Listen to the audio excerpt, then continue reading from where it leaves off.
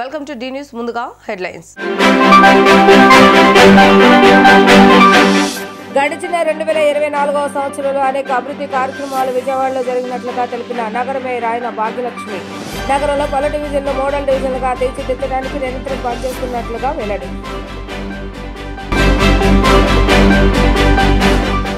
గాయత్రి విద్యా సంస్థల ఆధ్వర్యంలో సంక్రాంతి సంబరాలు, సంస్కృతి సాంప్రదాయాలు ఉట్టుబడే రీతిలో నిర్వహించిన ఈ వేడుకలకు ముఖ్య అతిథిగా పాల్గొన్న ఎమ్మెల్యే బోండా ఉమ. విద్యార్థులను అన్ని రంగాల్లో ముందుకు తీసుకువెళ్తున్న గాయత్రి విద్యా సంస్థ నిర్వాహకులుగా అభినందించిన ఎమ్మెల్యే బోండా ఉమ. తిరుమల శ్రీవారి వైకుంఠ ద్వార దర్శనం టోకెన్ల కోసం తిరుపతిలోని విష్ణు నివాసం దగ్గర జరిగిన తోపులాట్లో 4 భక్తులు మృతి. ముఖ్యమంత్రి చంద్రబాబు నాయుడు మృతిపై తీవ్ర దిగ్భ్రాంతి. ఘటనలో 4 ప్రాణాలు కోల్పోవడం తనను తీవ్రంగా కలిచివేసిందన్న సీఎం. గడిచిన 2024వ సంవత్సరంలో అనేక అభివృద్ధి కార్యక్రమాలు విజయవాడలో చేసినట్లుగా నగర మేయర్ ఆయన భాగ్యలక్ష్మి తెలిపారు. పారిశుద్ధ్యం, తాగునీరు, రోడ్లు, డ్రైన్స్ నిర్వహణ ప్రతిరోజు చేస్తూ అందంగా తీర్చిదిద్దడానికి కృషి చేశామన్నారు. నగరంలో పలు డివిజన్లు మోడల్ డివిజన్లుగా తీర్చిదిద్దడానికి నిరంతరం పనిచేసినట్లుగా ఆమె తెలిపారు. మున్సిపల్ కార్యాలయంలో తన ఛాంబర్లో ఏర్పాటు చేసిన విలేకరుల సమావేశంలో మేయర్ ఆయన భాగ్యలక్ష్మి మీడియాతో మాట్లాడుతూ గత సంవత్సరం నగరపాలక సంస్థకు వచ్చిన ఆదాయ వివరాలను ఆమె వెల్లడించారు. డ్రైనేజీ, ఆస్తి, ఖాళీ స్థలాల పనుల ద్వారా ఆదాయం వచ్చినట్లుగా తెలిపారు. అదేవిధంగా కార్పొరేషన్ చేస్తున్న అనేక అభివృద్ధి కార్యక్రమాలను వివరించారు. పారిశుద్ధ కార్మికులు వినాయక చవితి, దసరా, భవానీ దర్శన సమయంలో చేసిన పారిశుద్ధ నిర్వహణ గురించి తెలిపారు. ప్రజల మౌలిక సదుపాయాలను దృష్టిలో ఉంచుకొని తాగునీరు, రోడ్లు, డ్రైన్స్ నిర్వహణ చేస్తున్నట్లుగా తెలిపారు.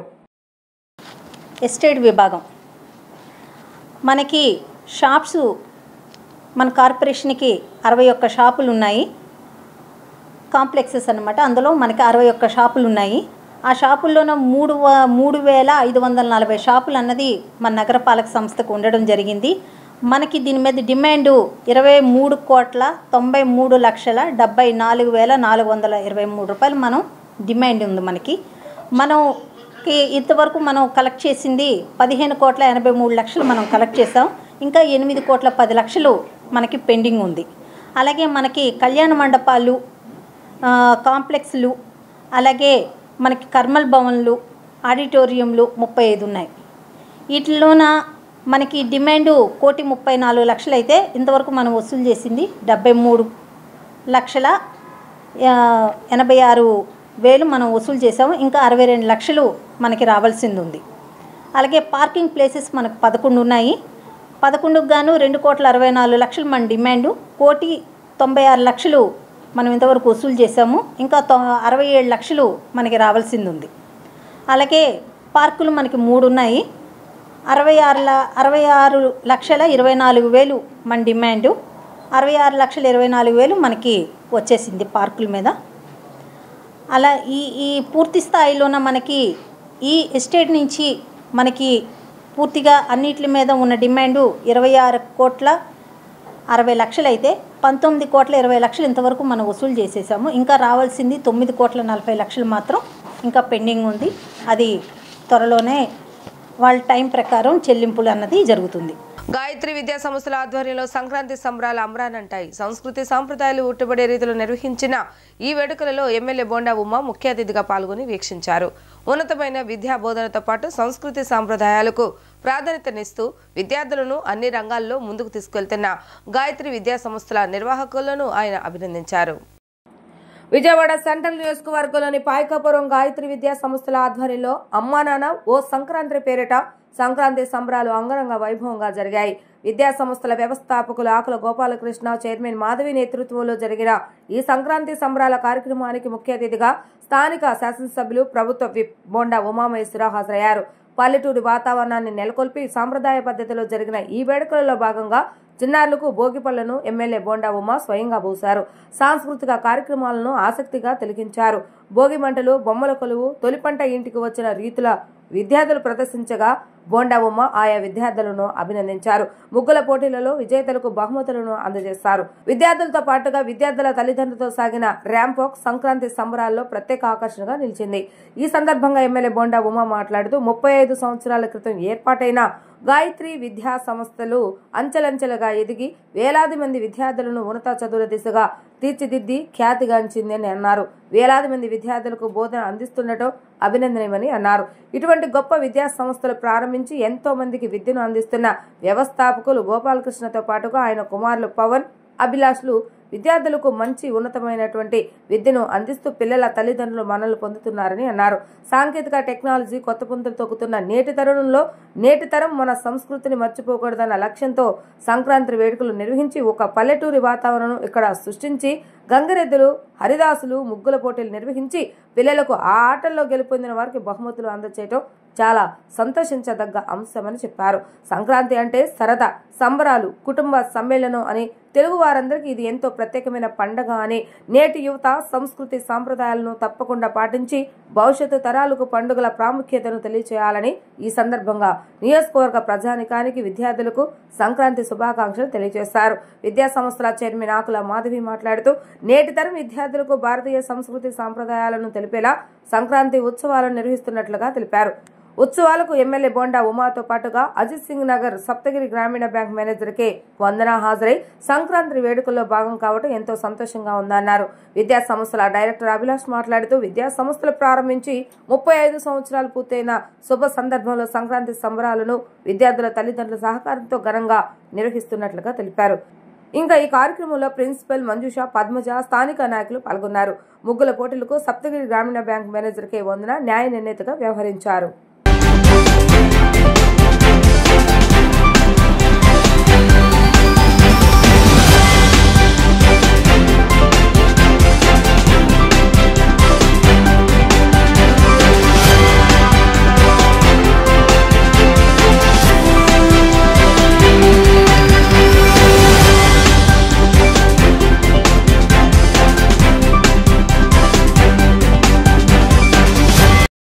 రాజీవ్ నగర్ 63వ డివిజన్లో 35 సంవత్సరాల కిందట గోపాలకృష్ణ గారి ఆధ్వర్యంలో ఏర్పడినటువంటి సంస్థ గాయత్రి విద్యా సంస్థ. ఈ ప్రాంతం అభివృద్ధి కానప్పుడు ఇక్కడ పిల్లలకి చదువు చెప్పాలనే ఉద్దేశంతో ఒక గొప్ప ఆశయంతో ఆ రోజు ఈ స్కూల్ని ప్రారంభించి తర్వాత వాళ్ళ కుమారులు పవన్ కానీ అభిలాష్ కానీ మరి 35 సంవత్సరాల నుంచి దినదిన ప్రవర్తమానం చెందుతూ ఇవాళ 1200 మంది ఈ ప్రాంత పిల్లలకి విద్యాబుద్ధులు నేర్పుతుందంటే చాలా సంతోషం, నిజంగా అభినందనీయం. దీని వెనకాల ఎంతో కష్టం, కృషి, శ్రమ ఉంది. వాళ్ళ కోడళ్ళు కానీ అందరూ కూడా దీంట్లో భాగస్వాములు అయ్యారు. ఈ రోజున మన సంస్కృతి సాంప్రదాయాలను తెలిసే విధంగా ఈనాటి పిల్లలకి ఫస్ట్ క్లాస్ నుంచి 10th క్లాస్ వరకు పిల్లలకి అన్ని రకాలుగా మన సంక్రాంతి సంబరాలంటే గంగిరెద్దుల కాడి నుంచి, హరిదాసుల కాడి నుంచి, భోగిపళ్ళు కాడి నుంచి, అలాగే మన పల్లె వాతావరణం కాడి నుంచి, బొమ్మల కొల్లు కాడి నుంచి ఈరోజు అన్నీ ఇక్కడ పెట్టి పిల్లల్ని భాగస్వాములు చేసి పండగని 4 రోజుల ముందే ఇక్కడ రాజీవ్ నగర్లో తీసుకొచ్చినటువంటి గాయత్రి స్కూల్ యాజమాన్యాన్ని హృదయపూర్వకంగా అభినందిస్తూ ఉన్నా. చక్కటి కార్యక్రమం.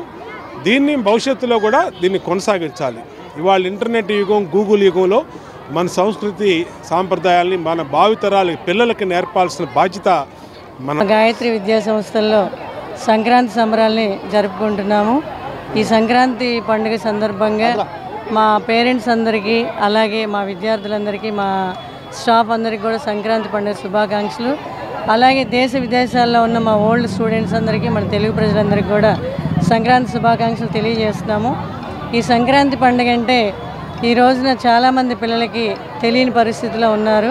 ఎందుకనంటే తల్లిదండ్రులు బిజీ లైఫ్లో ఫాదరు, మదర్ ఇద్దరు కూడా జాబ్ హోల్డర్స్ అయి ఉండటం, దానివల్ల వాళ్ళకి వివరంగా అన్నీ చెప్పలేకపోవటం వల్ల మా విద్యా సంస్థలో మేము ఈ సంక్రాంతి సంబరాలు నిర్వహించి సంక్రాంతి పండుగలో భాగంగా ఈ పండుగ నెల రోజుల నుంచి జరుపుకునే పండుగ. అయితే ఈ పిండి కొట్టడం, పిండి వంటలు వండటం, అలాగే రైతులు పంటలు ఇంటికి తేవటం, ధాన్యం తెచ్చి వాళ్ళు ఎంతో సరదాగా పండుగ జరుపుకోవటం. మరి అదేవిధంగా హరిదాసులు, గంగిరెద్దు వాళ్ళు, పిట్టల దొరలు ఇలాంటి ఐటమ్స్ అన్నీ కూడా మా స్కూల్లో మా విద్యార్థులకు ప్రాక్టికల్గా తయారు చేయించి వాళ్ళకి వాటి యొక్క విశిష్టతను తెలియజేస్తూ పండుగ యొక్క ప్రాముఖ్యతను మేము వివరించి చెప్తూ ఉన్నాము. ఇదే కాకుండా ఈ సంవత్సరం మేము మా పేరెంట్స్ అందరికి కూడా గేమ్స్ పోటీలు, ముగ్గుల పోటీలు, అలాగే ఫ్యాషన్ షోలు అలాంటి కార్యక్రమాలు కూడా నిర్వహించి వారందరినీ కూడా ఎంతో ఉత్సాహపరుస్తూ ఉన్నాము. ఈ కార్యక్రమానికి గెస్ట్గా విచ్చేసిన ఎమ్మెల్యే గారు మన బోండా ఉమామహేశ్వరరావు గారు, అలాగే సప్తగిరి మేనేజరు వందన గారు కూడా ఈ కార్యక్రమానికి విచ్చేశారు. I'm Abhilash, I'm the director of Gayatri education institutions, Payakapuram, Vijayawada. ఈరోజు మా గాయత్రి స్కూల్లో సంక్రాంతి అంటే ఏంటి అనే విధంగా మేము సంక్రాంతి సంబరాలు ఇక్కడ చేసాము. ఒకసారి ఇక్కడ పేరెంట్స్ని కానీ పిల్లల్ని కానీ ఒకసారి ఇక్కడ అంతా సెట్టింగ్ చూస్తే అసలు సంక్రాంతి ఒక విలేజ్ వాతావరణం అంతా కూడా మేము ఇక్కడ తీసుకొని వచ్చి చాలా గ్రాండ్గా సెలబ్రేట్ చేసాము. సో ఇదంతా ఎందుకనంటే మేము 1990లో స్కూల్ స్టార్ట్ చేసాము. ద ఫౌండర్ అండ్ చైర్మన్ మా ఫాదర్ గోపాలకృష్ణారావు గారు. సో ఆయన స్థాపించిన స్కూల్ని ఈరోజు ఇప్పటికి 35 సంవత్సరాలు పూర్తి చేసుకునే విధంగా ఉంది కాబట్టి సో ఈ సంవత్సరం 35 ఇయర్స్ కంప్లీట్ చేసుకోవడానికి మేము ఇంత గ్రాండ్గా చేస్తున్నాము. అలాగే ఎప్పుడు కూడా పిల్లలకి ప్రోగ్రామ్స్ పెడతాం. ఈ సంవత్సరం ఏంటంటే మేము పేరెంట్స్కి ప్రోగ్రామ్స్ పెట్టి వాళ్ళ కాంపిటీషన్స్, మార్నింగ్ ఒక రంగోలీ కాంపిటీషన్ పెట్టాం, ఆఫ్టర్నూన్ నుంచి స్మార్ట్ ఫ్యాషన్ షో అని పెట్టాము, ప్లస్ స్మార్ట్ కుటుంబం అని పెట్టాము, తర్వాత ఫ్యాషన్ షో అని పెట్టాము. పేరెంట్స్ ఇంట్రెస్ట్ చూపించడం అనుకున్నాం కానీ అసలు ప్రోగ్రామ్కి టైం కూడా సరిపోలేదు. అంతమంది పేరెంట్స్ రావటం నిజంగా మేము చాలా హ్యాపీగా ఫీల్ అవుతున్నాం. పేరెంట్స్ కూడా ఏంటంటే ఇప్పటికీ కదలకుండా కూడా ఇంకా చీకటి పడుతున్నా సరే ఇంకా ప్రోగ్రామ్స్ పెట్టండి మేము చూస్తామనే విధంగా ఉన్నారు. ఈ ప్రోగ్రామ్ చాలా సక్సెస్ అయింది. అలాగే మన సెంట్రల్ నియోజకవర్గ ఎమ్మెల్యే బోండా ఉమా గారు రావటం, చీఫ్ గెస్ట్గా రావటం, అందరికీ కూడా గెలిచిన వాళ్ళందరికీ కూడా ఆయన చేతుల మీదుగా గిఫ్ట్ ఇవ్వటం జరిగింది. అలాగే మన సప్తగిరి గ్రామీణ బ్యాంక్ మేనేజర్ వందన గారు కూడా వచ్చి ఆవిడ కూడా జడ్జిగా వ్యవహరించారు మార్నింగ్ ముగ్గుల పోటీలకి. తర్వాత ఆవిడ చేతుల మీద కూడా కొన్ని గిఫ్ట్లు ఇవ్వటం. సో గిఫ్ట్లు అంటే చిన్న చిన్నవి కాకుండా గ్రైండర్లు, మిక్సీలు, సో అలాంటివి, ఐరన్ బాక్స్, ఇలాంటివి లేడీస్కి ఉపయోగపడేవి అన్ని రకాలుగా ఇచ్చి సో మేము ఈ ప్రోగ్రామ్ గ్రాండ్గా. Myself Akula Nagapadmaja, MSc BEd, Principal of Gayatri Blooms Campus. I wish all Gayatri parents, students and staff members a very happy Sankranti. Tirumala శ్రీవారి వైకుంఠ ద్వార దర్శనం టోకెన్ల కోసం తిరుపతిలోని విష్ణు నివాసం దగ్గర జరిగిన తోపులాటలో 4 భక్తులు మృతి చెందడంపై ముఖ్యమంత్రి నారా చంద్రబాబు నాయుడు తీవ్ర దిగ్భ్రాంతి వ్యక్తం చేశారు. టోకెన్ల కోసం భక్తులు పెద్ద ఎత్తున తరలి వచ్చిన సందర్భంలో చోటు చేసుకున్న ఘటనలో 4 ప్రాణాలు కోల్పోవడం తనను తీవ్రంగా కలిచివేస్తుందని సీఎం అన్నారు. ఈ ఘటనలో గాయాలైన వారికి అందుతున్న చికిత్సపై అధికారులతో సీఎం ఫోన్లో మాట్లాడారు. జిల్లా టీటీడీ అధికారులతో ఎప్పటికప్పుడు మాట్లాడుతూ ప్రస్తుత పరిస్థితిని సీఎం తెలుసుకుంటున్నారు. ఉన్నతాధికారులు ఘటనా స్థలానికి వెళ్లి సహాయ చర్యలు చేపట్టాలని, క్షతగాత్రులకు మెరుగైన వైద్యం అందేలా చూడాలని సీఎం ఆదేశించారు.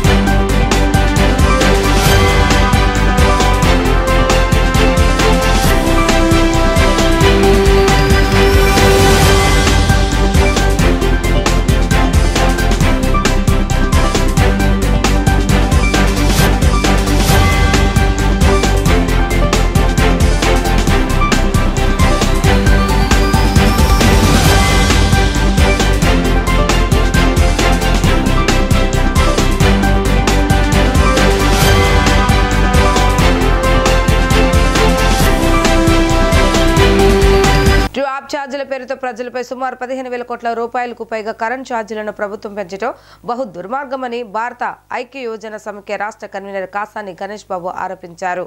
ఎన్నికల్లో ప్రజలకు ఇచ్చిన హామీని నిలబెట్టుకోవడం ద్వారా తమ నిజాయితీ నిలబెట్టుకోవాలని విజ్ఞప్తి చేశారు. ఆంధ్రప్రదేశ్ విద్యుత్ నియంత్రణ మండలి 2వ రోజు నిర్వహించిన బహిరంగ విచారణలో పాల్గొని రాష్ట్ర ప్రజలపై ఇంధన సర్దుబాటు ఛార్జీల పేరుతో ప్రభుత్వం మోపుతున్న భారాలను వెంటనే ఉపసంహరించుకోవాలని భారత ఐక్య యోజన సమిఖ్య వినతి పత్రం అందజేశారు. ఈ సందర్భంగా ఆయన మాట్లాడుతూ ఎన్నికల సమయంలో ప్రజలకు ఇచ్చిన వాగ్దానాలన్నింటినీ కూటమి ప్రభుత్వం అమలు చేయకుండా ప్రజలను మోసగిస్తుందని ఆరోపించారు.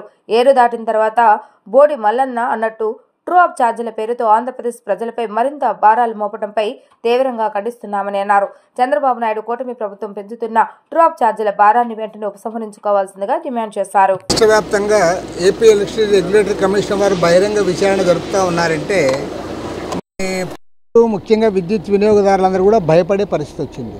ఎందుకంటే వీరు ఎవరైతే వినియోగదారులు ఉన్నారో వినియోగదారుల ప్రయోజనాలు కాపాడడం కాకుండా పదే పదే ప్రజలపైన వినియోగదారులపైన భారాలు మోపడానికి వారు ఒక ఫెసిలిటేటర్గా పనిచేస్తున్నారనే ఒక అభిప్రాయం వచ్చింది. ఈ అంశాన్ని కూడా కమిషన్ వారి దృష్టికి తేవడం జరిగింది. నంబర్ 2, స్మార్ట్ మీటర్స్ పేరుతో ఇవాళ అవసరం లేకపోయినా వేల కోట్ల రూపాయలు ఖర్చు పెట్టి వినియోగదారులపైన భారాలు మోపడానికి ప్రయత్నం చేస్తూ ఉన్నారు. పవర్ పర్చేజ్ అగ్రిమెంట్స్ ఏవైతే జరిగాయో అందులో పెద్ద ఎత్తున కిక్తే సోలార్ పవర్కి సంబంధించి ఒప్పందం చేసుకున్నారో 7,000 మెగావాట్ల విద్యుత్ శక్తి ఉత్పత్తి విషయంలో ఇవాళ స్పష్టంగా కనపడతా ఉంది. 1,750 కోట్ల రూపాయల లంచాలు తిన్నారని చెప్పి అమెరికాలో ఉన్న న్యూయార్క్ ఈస్టర్న్ డిస్ట్రిక్ట్ కోర్టులోనే కేసు నమోదైందంటే ఫెడరల్ బ్యూరో ఆఫ్ ఇన్వెస్టిగేషన్ వాళ్ళు దానిపైన ఇన్వెస్టిగేట్ చేశారంటే నిజంగా సిగ్గుతో తలదించుకోవాల్సిన విషయము. మేము కమిషన్ కోరడం జరిగింది. ఇలాంటి ఒక అవినీతికరమైన ఒప్పందానికి మీరు ఏ రకంగా కన్సెంట్ ఇచ్చారో చెప్పమని అడుగుతూ ఉన్నాం. ఇది పక్కా ఫ్రాడ్, కరప్ట్ డీల్. దీన్ని ఇవాళ ప్రపంచమంతా చర్చిస్తున్న అంశం ఇది. దీనికి ఏపీఆర్సీ వారు కన్సెంట్ ఇవ్వడానికి పూర్తిగా తప్పుపడతా ఉన్నాం. వారిని కోరడం జరిగింది. ఈరోజు దాన్ని విత్డ్రా చేసుకోవాలని చెప్పి కూడా రిక్వెస్ట్ చేశాము.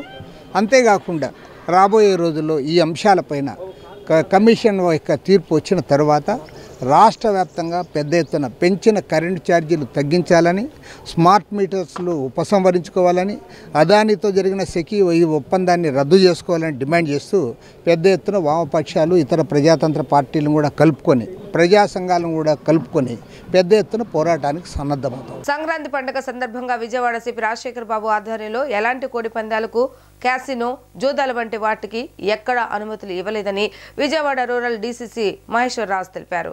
బుధవారం నందిగామ సబ్ డివిజన్ పోలీసు అధికారి కార్యాలయం ఆవరణలో గంజాయి కేసుకు సంబంధించిన వివరాలను అందజేసిన అనంతరం విలేకరులతో మాట్లాడారు. ఎన్టీఆర్ జిల్లాలో ఎక్కడా కూడా కోడి పందాలకు, క్యాసినోకు, జూదాల వంటి వాటిని జరగకుండా నిరోధించడానికి చర్యలు తీసుకుంటామని చెప్పారు. వెనగంచిప్రూల్లో క్యాసినో, జూదాలు ఏర్పాటు చేస్తున్నారన్న వదంతులపై అడిగిన ప్రశ్నకు సమాధానంగా సంక్రాంతి పండుగ సందర్భంగా ప్రతి గ్రామంలో ఆయా శాఖల అధికారులను కమిటీగా ఏర్పాటు చేసి కోడి పందాలను, జూదాలను నిరోధించడానికి చర్యలు తీసుకుంటామని చెప్పారు. అలాగే ఎన్టీఆర్ జిల్లాలో ఉన్న జాతీయ రహదారిపై జరుగుతున్న రోడ్డు ప్రమాదాలను నివారించేందుకు చర్యలు తీసుకుంటున్నామని తెలిపారు. అలాగే వాహనదారులు ప్రయాణించే సమయంలో తప్పనిసరిగా హెల్మెట్ ధరించాలని, ఇప్పటి వరకు వాహనాల మీద ఉన్న చలానాలను చెల్లించాలని, లేనట్లయితే వాహనాలను సీజ్ చేస్తామని తెలిపారు. పర్మిషన్ ఎట్టి పరిస్థితుల్లో ఉండదు, నిర్వహించడానికి లేకుండా తగు చర్యలు తీసుకుంటారు. సార్, గత కొన్ని సంవత్సరాలుగా సంక్రాంతి వచ్చే ముందు జిల్లా పోలీస్ యంత్రాంగం కానీ కలెక్టర్ గారు కానీ ఇదే స్టేట్మెంట్లు ఇస్తున్నారు. లాస్ట్ 3 రోజులు మాత్రం చేతులు ఎత్తేస్తున్నారని ఆరోపణ ఉందండి. ఆచరణలో చేయట్లేదని. అది తప్పకుండా చేస్తామండి.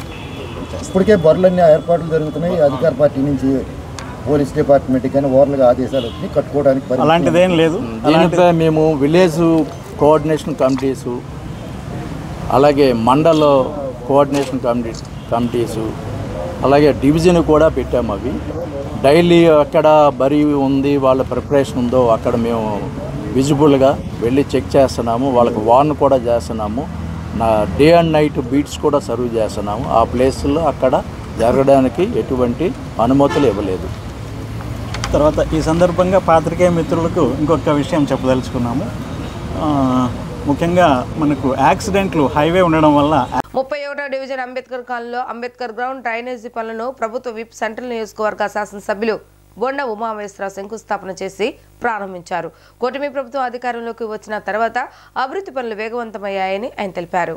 సందర్భంగా కార్యక్రమాన్ని ఉద్దేశించి ప్రభుత్వ విప్ సెంట్రల్ నియోజకవర్గ శాసనసభ్యులు బొండ ఉమామహేశ్వరరావు మాట్లాడుతూ తెలుగుదేశం ప్రభుత్వం అధికారంలోకి వచ్చిన తర్వాత నియోజకవర్గ శాసనసభ్యులుగా తాను బాధ్యతలు చేపట్టి ముఖ్యమంత్రి చంద్రబాబు నాయుడు సహకారంతో అభివృద్ధి పనులను వేగవంతం చేస్తామని తెలిపారు. గత వైసీపీ ప్రభుత్వంలో నియోజకవర్గం అభివృద్ధికి ఏమాత్రం నోచుకోకుండా నిర్లక్ష్యానికి గురైందని చెప్పారు. నియోజకవర్గంలోని పలు ప్రాంతాల్లో రోడ్లు, అండర్ గ్రౌండ్ డ్రైనేజీ పనులు, పార్కులు, శ్మశానాలు, స్కూల్స్ ఈ 6 నెలల కాలంలో రికార్డు స్థాయిలో నిధులు తీసుకువచ్చి నియోజకవర్గంలో 120 కోట్ల రూపాయలతో అభివృద్ధి పనులు వేగవంతం చేస్తామని తెలిపారు. ట్రాఫిక్ వ్యవస్థను నియంత్రించేందుకు సింగనగర్ 2వ ఫ్లైఓవర్ నిర్మాణం కోసం పార్లమెంట్ సభ్యులు కేశవ్ శివనాథ్తో కలిసి రైల్వే శాఖ మంత్రిని కలిసి అతి త్వరలోనే ఈ సమస్యకు ఒక పరిష్కారం తీసుకుని వస్తామని తెలిపారు. ముఖ్యమంత్రి నారా చంద్రబాబు నాయుడు దృష్టికి కూడా ఈ సమస్యను తీసుకుని వెళ్లడం జరిగిందని, ఆయన కూడా సానుకూలంగా స్పందించడం జరిగిందని పేర్కొన్నారు. అంబేద్కర్ కాలనీలో అండర్ గ్రౌండ్ డ్రైనేజీ సమస్యతో 2000 మంది కుటుంబాలకు పైగా ఇబ్బందులు పడుతున్నారని, ఈ సమస్యకు పరిష్కారంగా తక్షణమే 2 కోట్ల రూపాయలతో అండర్ గ్రౌండ్ డ్రైనేజీ పనులను ప్రారంభించి శంకుస్థాపన చేయటం జరిగిందని ఆయన తెలియజేశారు.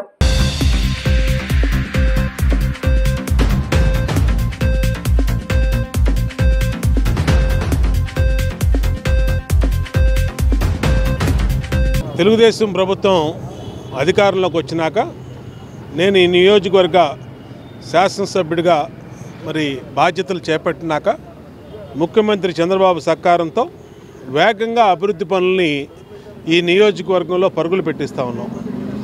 గత 5 సంవత్సరాలు నిర్లక్ష్యానికి గురైనటువంటి సెంట్రల్ నియోజకవర్గాన్ని ఈ 6 నెలల్లోనే దాదాపు 120 కోట్ల రూపాయల పనులు చేపట్టి రికార్డు స్థాయిలో నిధులు తీసుకొచ్చాం. జరుగుతున్న పనులు వేగవంతం చేసాం, అనేక పనులు శంకుస్థాపన చేసాం. అలాగే ప్రధానమైనటువంటి ఈ నియోజకవర్గ సమస్య అయినటువంటి సింగనగర్ సెకండ్ ఫ్లైఓవర్ని మరి ఎస్టిమేషన్స్ ఫీజిబిలిటీ రిపోర్ట్ కూడా మొన్ననే అధికారులతో మరి కన్సల్టెంట్ని పెట్టి ఏర్పాటు చేయడం కూడా జరిగింది. ఢిల్లీ స్థాయిలో గౌరవ మంత్రి మన రైల్వే మంత్రి గారి దృష్టికి తీసుకెళ్ళడం జరిగింది. ముఖ్యమంత్రి మాట్లాడారు. పార్లమెంట్ సభ్యులు కేశినేని చిన్ని ఆయన కూడా పలుమార్లు మంత్రి గారిని కలవడం జరిగింది. మళ్ళా త్వరలోనే నేను పార్లమెంట్ సభ్యులు ఢిల్లీ వెళ్ళి రైల్వే శాఖ మంత్రిని కలిసి దాన్ని ఆమోదం చేసి మా హయాంలోనే ఈ రైలు వంతులన్నింటిని కూడా పూర్తి చేయాలని ప్రణాళిక రెడీ చేసుకోవడం జరిగింది. ఇవాళ 31వ డివిజన్లో మరి ఇక్కడ డ్రైనేజీ సమస్య మరి చాలా అంబేద్కర్ కాలనీ ఇట్లో డ్రైనేజీ సమస్య ఉంది. 2 కోట్ల రూపాయలతో ఇప్పుడే శంకుస్థాపన చేశాం. 2000 మందికి ఉపయోగపడే విధంగా డ్రైనేజీ పనుల్ని ఇక్కడ త్వరలో పూర్తి చేస్తాం. ఈరోజు శంకుస్థాపన చేయడం జరిగింది. అన్ని రకాలుగా ప్రతి డివిజన్లో ఏ పనులు పెండింగ్ ఉన్నాయో అవగాహన ఉంది. ఆ అవగాహనతో పనుల్ని కమిషనర్ గారు, కలెక్టర్ గారు, అలాగే మంత్రి నారాయణ గారి దృష్టికి తీసుకెళ్ళటం, నిధులు తీసుకురావటం, పనులు వేగవంతంగా మరి నిధులు సమీకరించడం, అట్లాగే వేగవంతంగా దాన్ని ప్రారంభోత్సవాలు, శంకుస్థాపనలు, పనులు పరుగులు పెట్టిస్తా ఉన్నాం. వైఎస్ఆర్సీపీ అధినేత వైఎస్ జగన్మోహన్ రెడ్డి నెల్లూరు జిల్లాకు చెందిన పార్టీ నేతలతో సమావేశమయ్యారు. ఈ సమావేశానికి పార్టీ జిల్లా అధ్యక్షుడు కాకాని గోవర్ధన్ రెడ్డి, ఎంపీపీలు, జడ్పీటీసీలు, మున్సిపల్ చైర్పర్సన్లు పాల్గొన్నారు. తాడేపల్లి వైఎస్ఆర్సీపీ రాష్ట్రీయ కార్యాలయంలో వైఎస్ జగన్ నెల్లూరు జిల్లాకు సంబంధించి తాజా రాజకీయ పరిణామాలు, జిల్లాలో నెలకొన్న సమస్యలు తదితర అంశాలపై వైఎస్ జగన్ చర్చించే అవకాశం ఉంది. ఇప్పటికే వైఎస్ జగన్ పలు జిల్లాలకు చెందిన నేతలతో సమావేశమైన విషయం తెలిసిందే. ఈ సమావేశాల సందర్భంగా ప్రజల తరపున కూటమి ప్రభుత్వంపై పోరాటం చేయాలని పార్టీ శ్రేణులకు దిశానిర్దేశం చేస్తున్నారు. కూటమి నేతలు ఎన్నికలు ఇచ్చిన హామీలపై ప్రశ్నించాలని సూచిస్తున్నారు.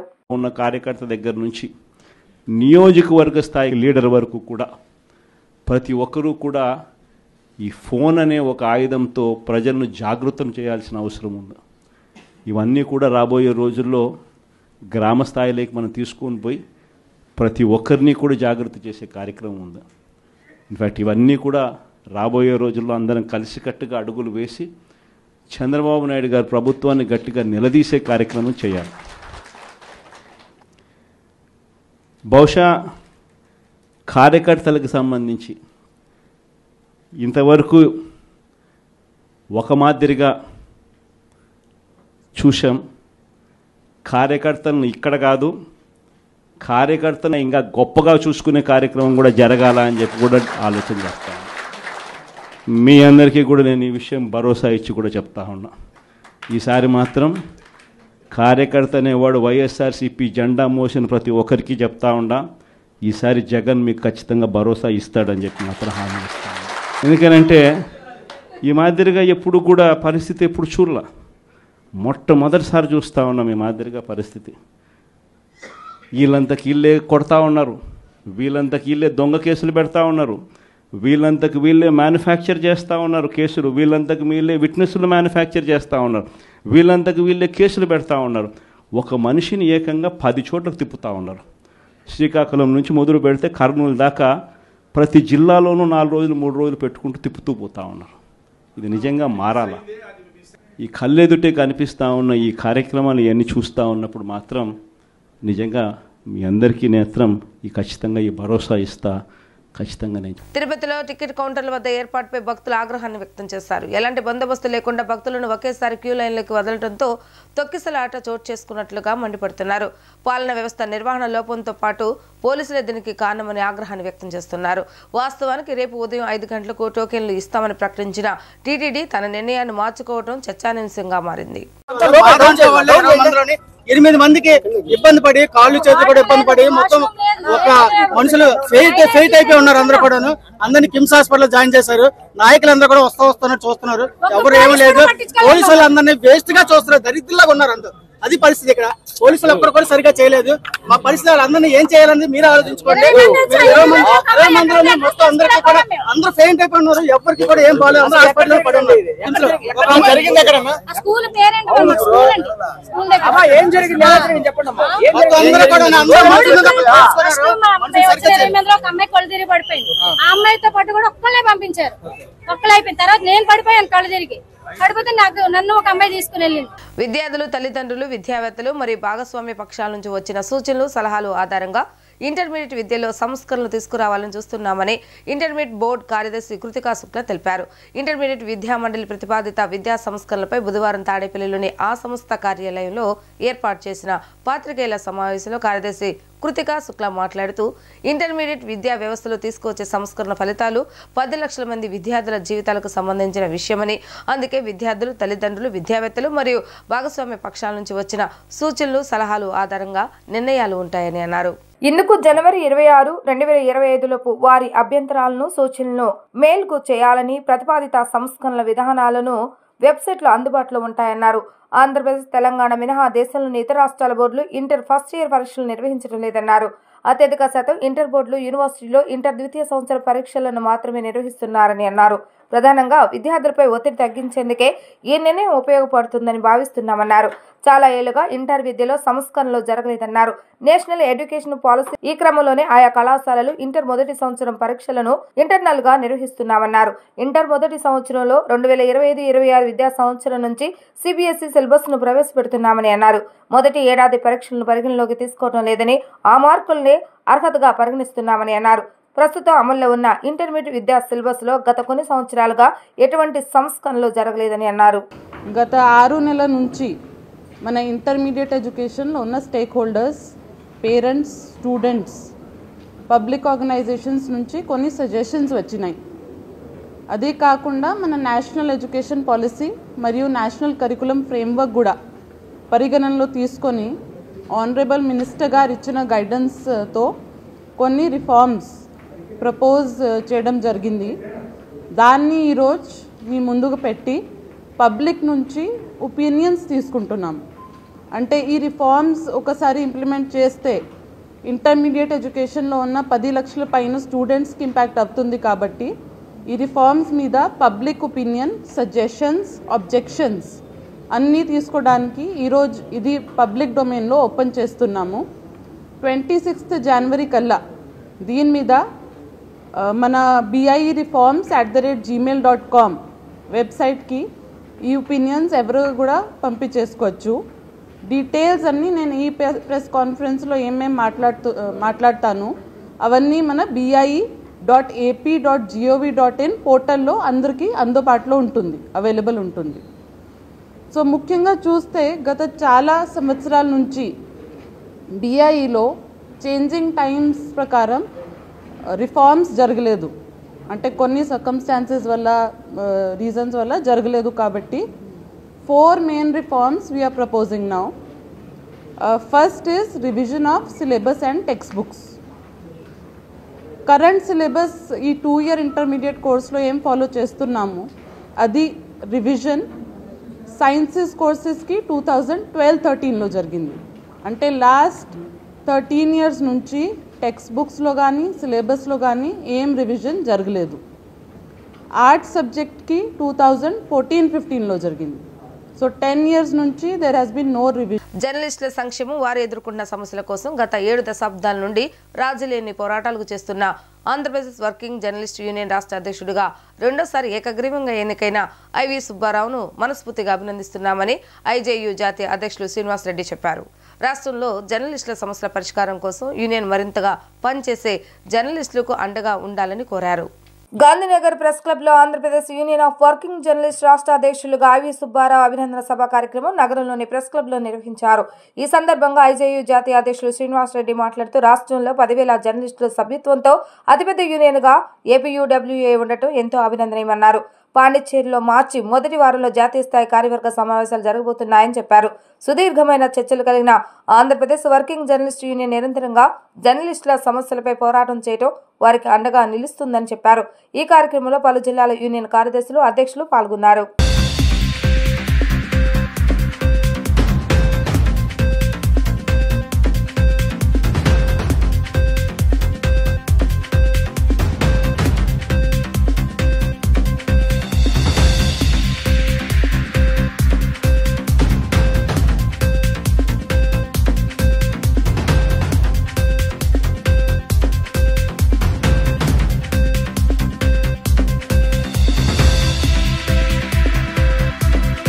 చాలా సంతోషం. దేశంలో ఒక శక్తివంతమైనటువంటి అత్యధిక సభ్యులు గల ఆంధ్రప్రదేశ్ వర్కింగ్ జర్నలిస్ట్ యూనియన్ అధ్యక్ష ఎన్నిక ప్రక్రియ పూర్తయిందని స్టేట్ రిటర్నింగ్ ఆఫీసర్ సోమసుందర్ గారు పూర్తయిందని చెప్పటం, అధ్యక్షుని ఎన్నిక మొత్తము నిబంధనావళి ప్రకారంగా 2/3 వంతుల నామినేషన్లు వచ్చాయని, ఐవి సుబ్బారావు గారి పేరుతో వచ్చిన నామినేషనే ఏకగ్రీవంగా ఎన్నికకు తోడ్పడిందని చెప్పి ప్రకటించడం చాలా సంతోషంగా ఉంది. ఇది democratic organisation. Andhra Pradesh working journalist union దేశంలో కలకత్తా తర్వాత, పశ్చిమ బెంగాల్ తర్వాత ఒక సుదీర్ఘ చరిత్ర గల వర్కింగ్ జర్నలిస్టుల organisation Andhra Pradesh working journalist union. దానికి ఇంతకుముందే రిటర్నింగ్ ఆఫీసర్ గారు చెప్పారు, దాదాపు 9,000 పైచిలుకు 10,000 వరకు సభ్యులు గల సంఘం తమ నాయకుల్ని ఏకగ్రీవంగా ఎన్నుకోవటం అనేది అందరికీ సంతోషదాయకంగా ఉంటుంది. అఖిల భారత శ్రీ వాసవి పెనుగొండ టెంపుల్ ట్రస్ట్ ఆధ్వర్యంలో పరమపూజ్య శ్రీ ప్రజ్ఞానంద సరస్వతి బాల సరస్వతి వారి పీఠాద్రోహణ పట్టాభిషేక మహోత్సవ కార్యక్రమం జరిగింది.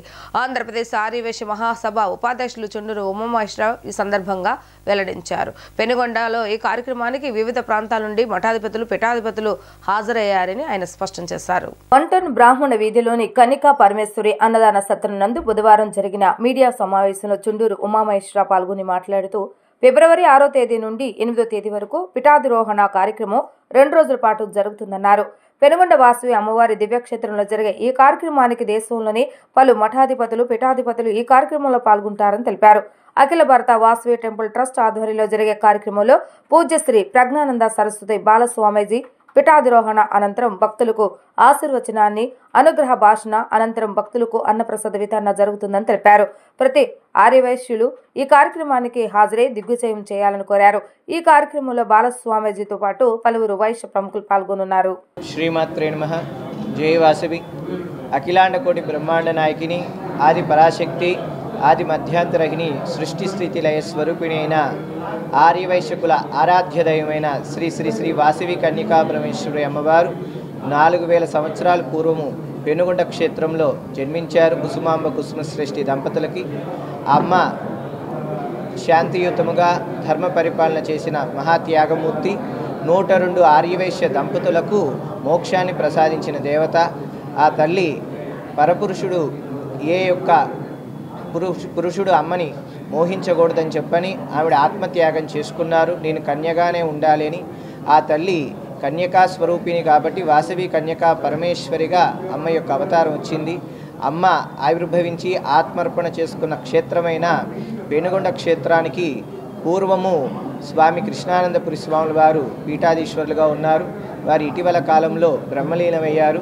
వారి స్థానంలో మరలా మమ్మల్ని పీఠాధీశ్వరులుగా ఫిబ్రవరి 8వ తారీఖు శనివారము మాఘశుద్ధ ఏకాదశి నాడు పీఠాధిరోహణ కార్యక్రమం చేస్తున్నాము.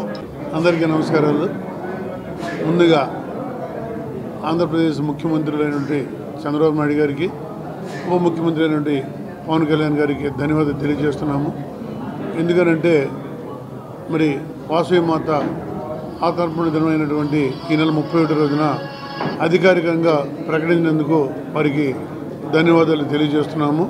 అలానే ఫిబ్రవరి నెల 8వ తారీఖున ఈ పెనుగొండ క్షేత్రంలో ఈ బాలస్వామి గారిని పీఠాధిపతిగా చేయటం జరుగుతుంది. క్షేత్రంలో శ్రీ వాసవి కన్యకా పరమేశ్వరి ట్రస్ట్ బోర్డు ఏర్పాటై ఉంది. అలాగే మొదటిగా కృష్ణానందపురి స్వామి గారు క్షేత్ర పీఠాధిపతిగా ఉన్నారు. మరి ఇప్పుడు మనందరికీ కావలసినటువంటి స్వామి బాలస్వామి గారి ఆధ్వర్యంలో పీఠాధిపతి అవుతున్నారు. ఇది చాలా శుభసూచకమైన విషయం. ఇది బాలస్వామి గారు అంటే అందరికీ మనకి తెలిసినటువంటి వ్యక్తి. మరి కావున క్షేత్ర పరిపాలకులుగా ఇప్పుడు బాలస్వామి గారు ఉండటం చాలా మా అందరికీ గర్వకారణం. జై వాసవి, జై జై వాసవి.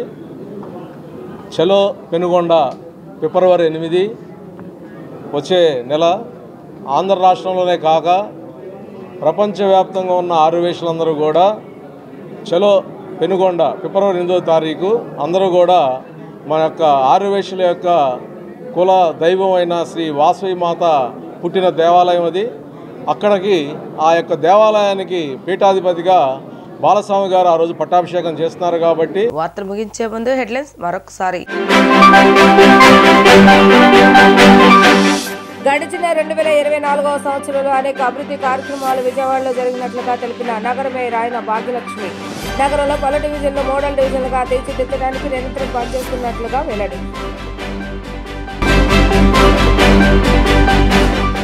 గాయత్రి విద్యా సంస్థల ఆధ్వర్యంలో సంక్రాంతి సంబరాలు, సంస్కృతి సాంప్రదాయాలు ఉట్టుబడే రీతిలో నిర్వహించిన ఈ వేడుకలకు ముఖ్య అతిథిగా పాల్గొన్న ఎమ్మెల్యే బోండా ఉమా.